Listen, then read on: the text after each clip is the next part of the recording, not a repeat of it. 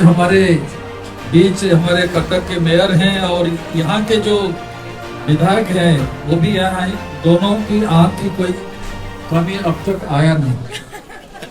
तो इसके पर मैं यही दोहराऊंगा कि एक भल सुस्थ आखि को बजाय रखा मझे मझे आसिक टेस्टिंग कर आवश्यकता अच्छी से दृष्टि एसडी से प्रकार सुविधा हमको प्रदान कर बहु ग्रामांचल लोक आसिक चक्षु चिकित्सा करें से प्रकार व्यवस्था पारे निश्चित भाव समस्ते आम उपकृत हवा। ये गोटे भल कार्यक्रम जोधपुर दुईटी बखरा आरंभ होता गोटे क्लिनिक आज समग्र भारत वर्ष में 250 ऊर्ध्व यूनिट खोली पारे से उद्योक्ता मान को बहुत बहुत धन्यवाद। सवासी देले कम हम से आहरी उत्तरोत्तर उन्नति घटू यह कामना करुच्छे। एसजीआई हॉस्पिटल गोटे ब्रांच आम कटक सहर में उद्घाटन कर सहित आज मुख्य अतिथि तथा उद्घाटक आमर जनप्रतिनिधि हिसाब से